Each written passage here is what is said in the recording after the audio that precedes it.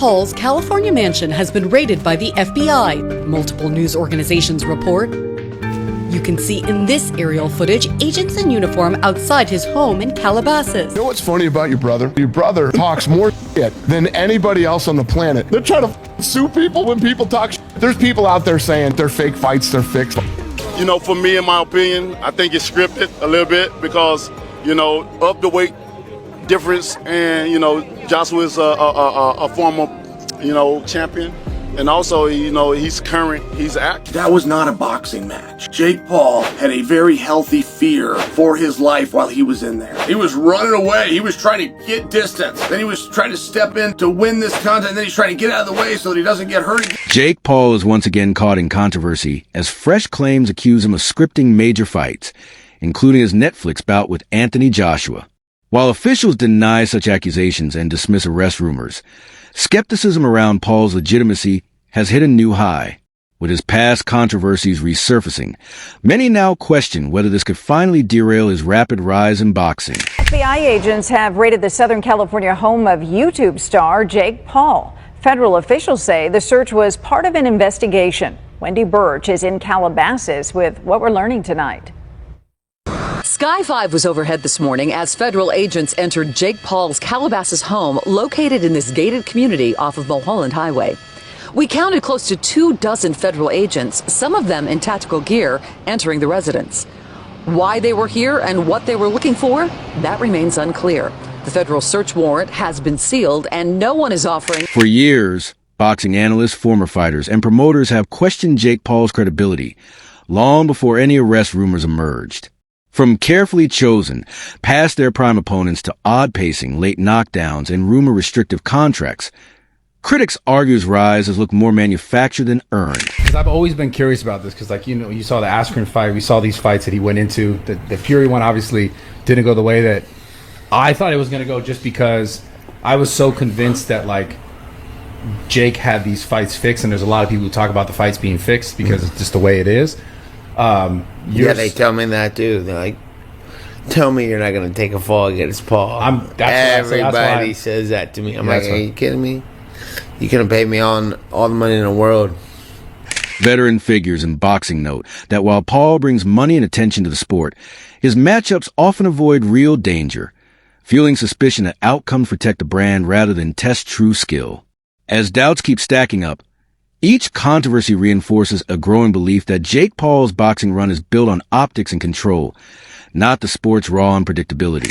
The Jake Paul fight was set up. What happened to me is what was going to happen to him had he dropped those hands. If I say, Rampage, I'm going to pay you $2 million, right? Let this dude beat you, what you going to do? You're going to feel disrespected, number one, right? That ain't enough money. For me to do that, I got to be willing to walk away for good. Something like 20-something million where I can invest in it and fall off in the shape. The Mike Tyson versus Jake Paul fight sparked huge attention for its drama, but rumors of a leaked script quickly ignited online backlash.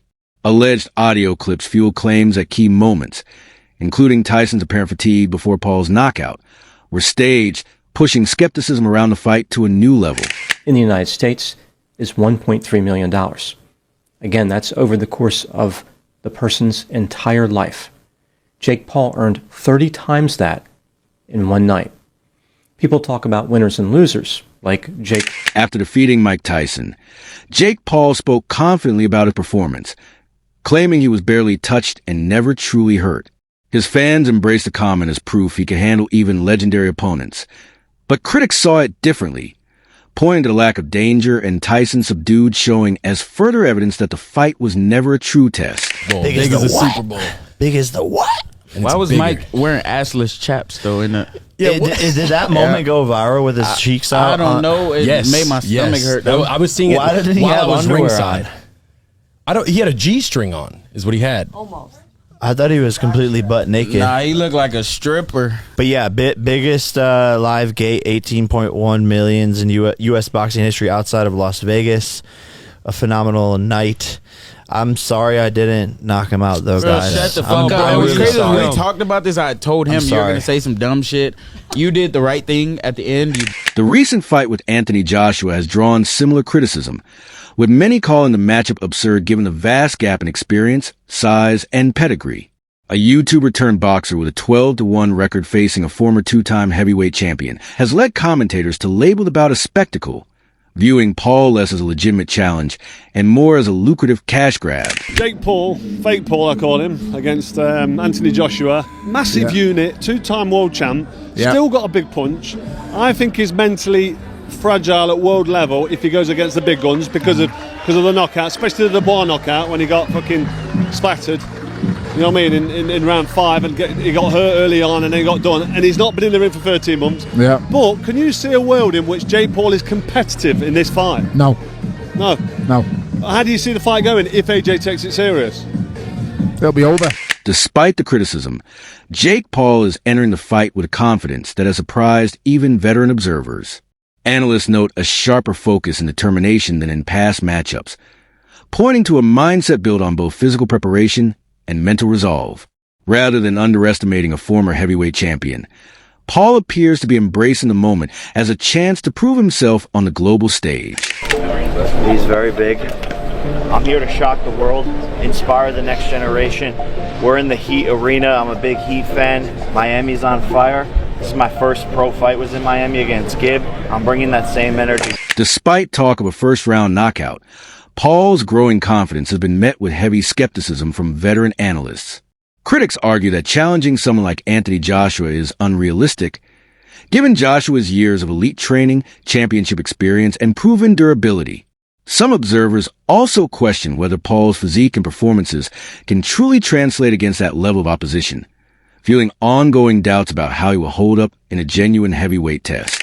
Paul natural? No. I can say that with pretty certain confidence in that statement, mainly because, as you heard me mention, I know a lot of the people he trains with and I have heard things. Now let's give Jake the benefit of the doubt, right? He's able to restrain from the peer pressure that everyone's putting on him to hop on these certain compounds. Then that would be cool to train natural, do what he needs to do. But the thing is, his body composition has changed so much, his explosiveness, his power, and yes, that comes with training and time. But I find it very suspicious that for some reason, whenever a drug test gets brought up, for instance, when Fury wanted that in the contract, Jake Paul turns them down. So you should think to yourself, it's probably because he's not natural. Now I want to make it clear, I don't care whether Jake Paul is natural or not. There's so many people that aren't natural that are in combat sports. In fact, Tyron Woodley probably is also not natural. Everyone wants that little edge over their competition, and that's where drugs and anabolics come into play. There's certain compounds that are out there that just increase your explosiveness